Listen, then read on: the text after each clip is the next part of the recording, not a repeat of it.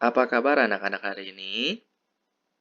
Semoga kita semuanya dalam keadaan sehat selalu dan anak-anak semuanya bisa tetap mengikuti pembelajaran seperti biasa dan masih dalam situasi daring.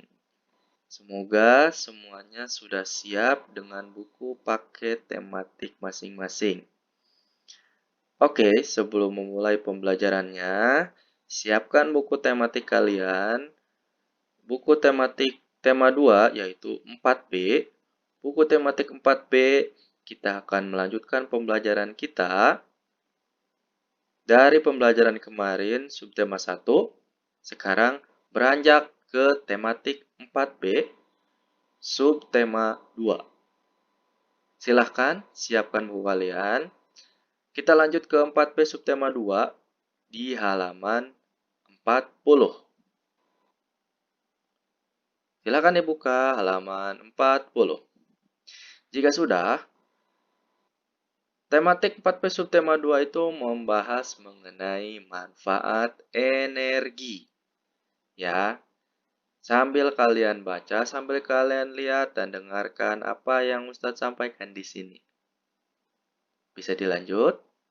Oke, kalau bisa dilanjut, kita lanjut. Pembahasan pertama masih di halaman 40 dan 41. Mengidentifikasi manfaat perubahan energi. Kalian bisa lihat di halaman 41, bagian mengidentifikasi manfaat perubahan energi. Ya, perubahan energi. Kita lihat. Pada pembahasan subtema 1, halaman 23, sudah dijelaskan berbagai macam energi. Kalau kalian pengen membuka kembali, silahkan kalian buka subtema 1 halaman 23. Di situ terdapat berbagai macam energi yang sudah Ustadz suruh garis bawahi waktu kita luring kemarin. Oke? Nah, di halaman 23 itu terdapat apa saja macam-macam energinya? Ya, ada energi panas, kemudian energi cahaya, ada energi gerak, kemudian ada energi listrik, kemudian energi bunyi, energi kimia, dan terakhir ada energi biogas. Nah, energi-energi ini kita bisa temukan di dalam berbagai bentuk barang-barang yang ada di sekitar kita. Contohnya apa saja? Oke, energi-energi panas, cahaya, gerak listrik, bunyi, kimia, dan biogas ini bisa kita temukan dalam barang-barang seperti berikut. Kita masih diidentifikasi manfaat perubahan energi. Ya. Kalian bisa lihat ini gambar apa? Ya, ini adalah gambar kipas angin, ya. Kipas angin tentunya menggunakan energi. Energi apa yang digunakan oleh kipas angin tersebut? Ya, energi yang digunakan adalah energi listrik. Ya, yang digunakan adalah energi listrik. Terus kemudian perubahan energinya apa sih yang ada di kipas angin ini? Perubahan energinya adalah pada kipas angin, perubahan energi yang terjadi adalah energi listrik dirubah menjadi energi gerak. Nah, jadi kipas angin ini kalau sudah nyolok nih ya, kalau sudah nyolok ke listrik, dia akan bergerak ya dan menghasilkan angin.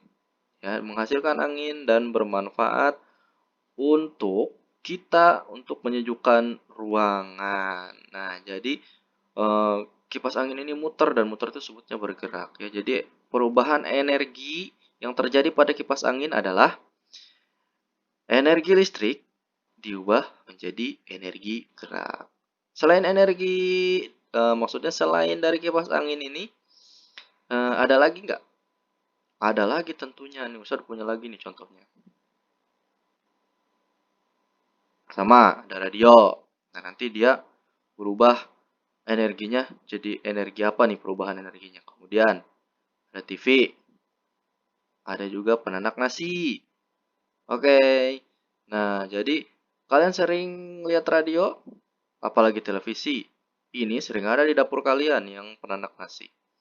Kita lihat perubahan apa sih yang ada di radio ini? Perubahan energinya jadi apa? Kita lihat. Energi listrik menjadi energi bunyi. Iya, betul. Jadi energi listrik yang ada yang disalurkan ke radio tersebut dirubah menjadi energi bunyi. Ya, jadi radio ini hanya mengeluarkan suara yang terdapat di speaker-speakernya ini nih. Ya. Jadi perubahan energinya adalah energi listrik menjadi energi bunyi. Kemudian di sini ada TV. TV atau televisi di sini juga dia menggunakan energi listrik. Nah, perubahan apa yang terjadi pada televisi? Kita lihat. Perubahan yang terjadi pada televisi, perubahan energinya adalah energi listrik menjadi energi cahaya. Ini energi cahaya ini dari layar televisi tersebut. Ya, ini perubahan energinya. Lanjut ke penanak nasi. Nah, ini sering kalian temui di dapur kalian. Pasti punya ya, setiap orang tua kalian pasti punya di dapur ini namanya penanak nasi. Nah, penanak nasi ini apa sih perubahan energinya? Dari energi listrik dirubah menjadi energi apa? Nah, energi listrik dirubah menjadi energi panas. Ini adalah perubahannya. Selain penanak nasi, energi listrik yang bisa dirubah menjadi energi panas, salah satunya lagi adalah setrika. Nah, oke. Kemudian yang energi listrik menjadi energi cahaya, selain televisi ada lampu. Oke, paham? Ya, kita lanjut pembelajarannya. Ada apa sih di slide selanjutnya? Ada radio. Oke, radio kan di sini kan mengeluarkan suara ya, energi listrik dirubah menjadi energi bunyi.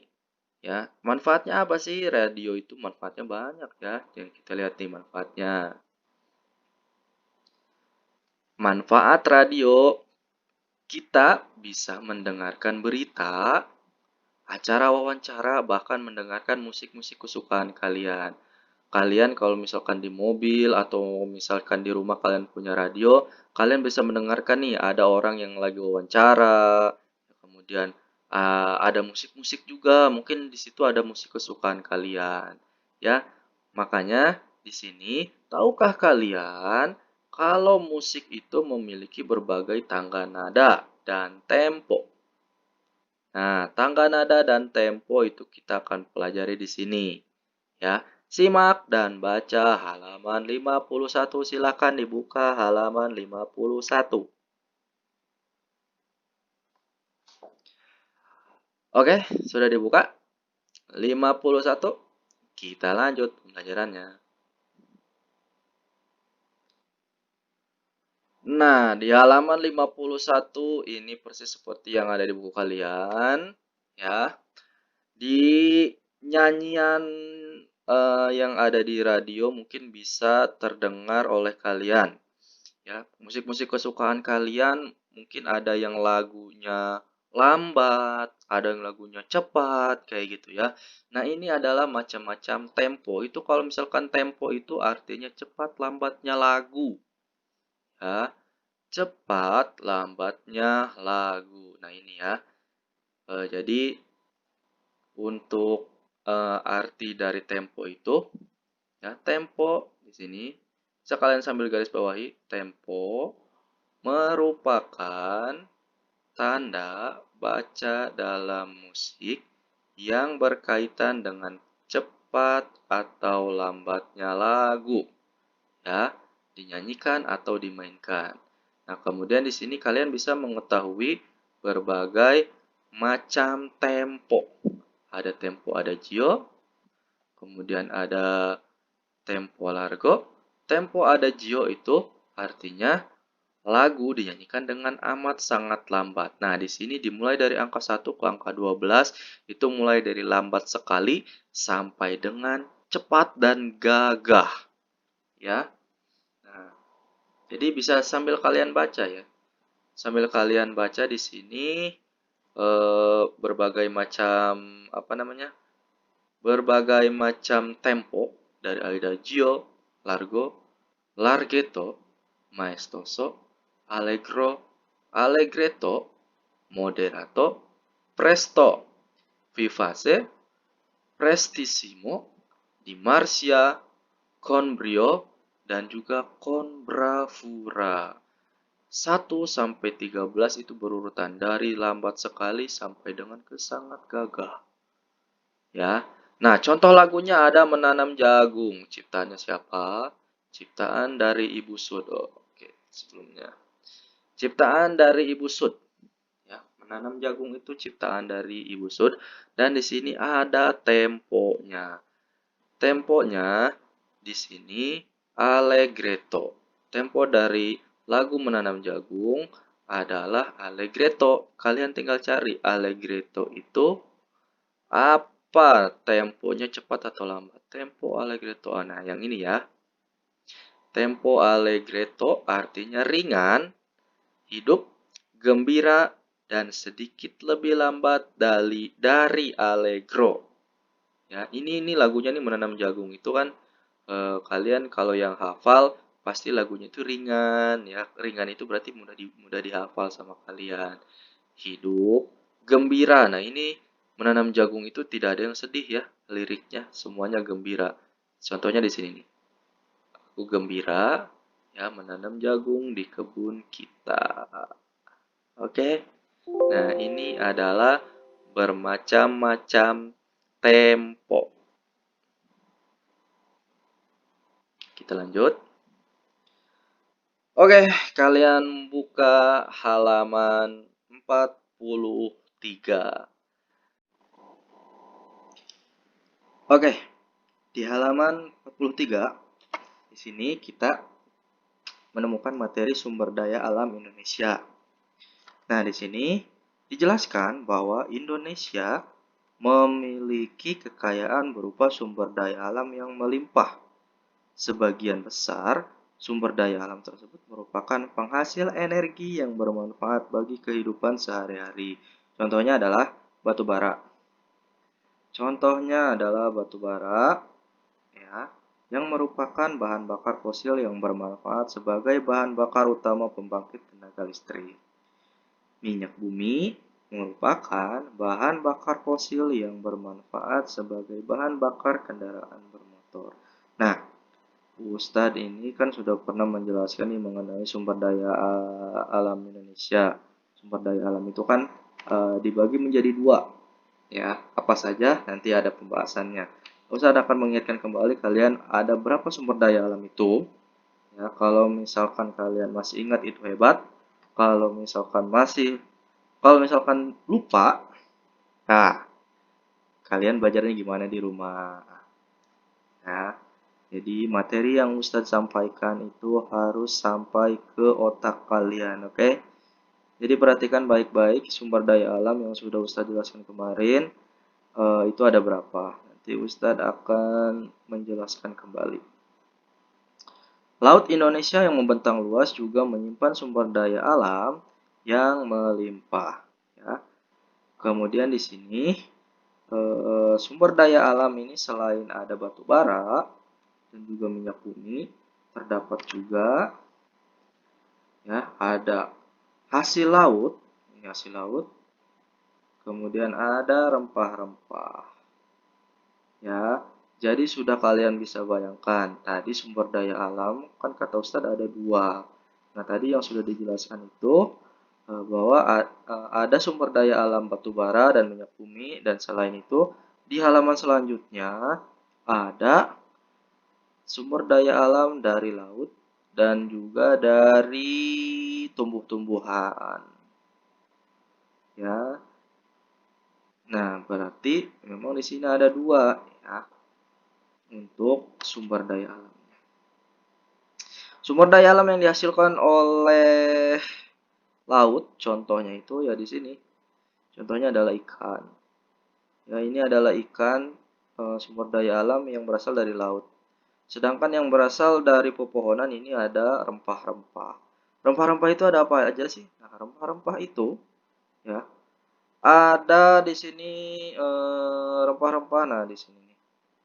Rempah-rempah itu contohnya adalah cengkeh, ada merica, ada jahe, ada kayu manis, ada kemiri, dan kapulaga. Merupakan bahan makanan yang bermanfaat untuk kesehatan tubuh. Ya, jadi kenapa rempah-rempah ini baik untuk kesehatan tubuh? Ya, rempah-rempah itu kan biasanya adanya di jamu kalau nggak di bumbu. Ya, siapa yang suka minum jamu pasti tubuhnya akan sehat.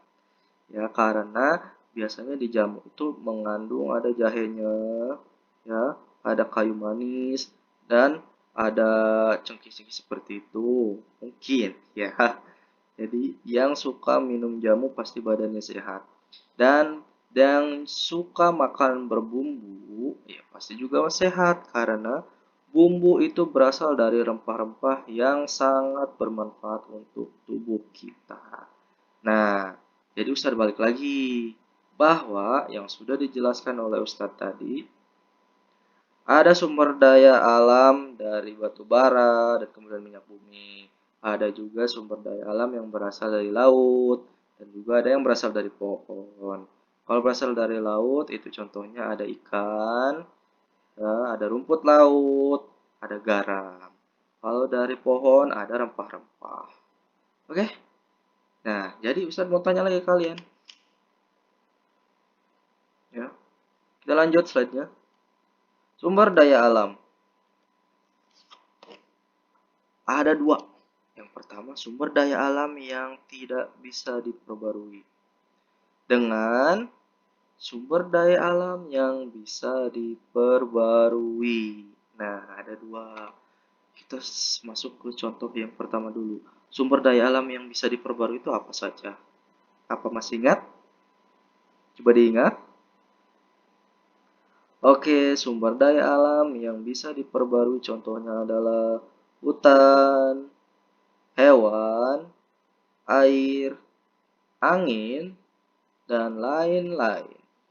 Hutan, contohnya pepohonan, kayak tadi, bisa ditebang dan bisa ditanam lagi oleh manusia. Hewan juga sama. Ya, hewan bisa diternak kembali ketika memang sangat dibutuhkan oleh manusia. Air, ya air bisa dicari di dalam tanah, ya. Selain di sungai, air juga bisa merembes ke dalam tanah. Angin juga di sini merupakan sumber daya alam yang bisa diperbarui seperti layaknya matahari. Yang angin ini asalnya dari atas awan, seperti itu. Sedangkan sumber daya alam yang tidak bisa diperbarui adalah ini ada gambar batu bara dan juga di sini ada gambar minyak bumi. Ini tambang minyak bumi ya di tengah-tengah laut. Kalau batu bara itu adanya biasanya di pegunungan. Nah, jadi ada berapa sumber daya alam? Jenis sumber daya alam itu? Ya, jenis sumber daya alam itu ada dua, yaitu sumber daya alam yang dapat diperbarui dan sumber daya alam yang tidak dapat diperbarui. Ya, ini yang pertama, ini yang kedua. Ada dua jenis. Sumber daya alam yang bisa diperbarui dan sumber daya alam yang tidak bisa diperbarui. Contohnya ada di sini. Diingat, ya, jangan sampai lupa. Oke, kita lanjut pembahasannya. Nah, yang tadi sudah kita jelaskan ini kita membahas mengenai sumber daya alam yang tidak dapat diperbarui. Kalian bisa buka halaman berapa di sini ya? Kalian bisa buka halaman 69. Silakan buka halaman 69. Halaman 69 kalau sudah dibuka kalian sambil baca ya. Jadi batu bara itu gimana sih bisa adanya di bumi? Kan tadi kan udah ditambang nih batu bara nih. Ini gambarnya nih. Ini adalah gambar orang yang sedang menambang batu bara. Mobilnya pun sangat besar, segede rumah. Ya. Manusia pun hanya sekecil banget ya, sekecil ban di sini ya. Nah lihat semua kali ini manusia, ini mobil segede apa mobil ini. Nah batu bara ini terdapat di dalam tanah. Di dalam tanah itu Nah, jadi manusia itu menggali sampai ke dalam tanah hingga sampai ke batu baranya. Bagaimana si batu bara ini bisa berproses? Nah, jadi batu bara itu proses terciptanya seperti ini. Ya, berapa lama batu bara bisa diproses oleh tanah atau berapa lama batu bara itu terbentuk, yaitu sekitar 360 juta sampai dengan 290 juta tahun yang lalu. Berarti sangat lama ya. Nah, proses terciptanya itu ya ada 3 lapis sebelum sebelum menjadi batu bara. Ya, sebelum menjadi batu bara, kalian sambil garis bawahi prosesnya, proses awal itu ya. Endapan tumbuhan berubah menjadi gambut. Nah, gambut ini yang ini. Oke.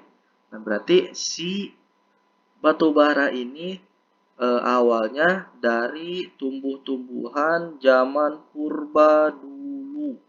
Ya, kemudian terkubur sampai ke dalam tanah. Sudah dikubur, ini jadilah gambut. Proses yang pertama.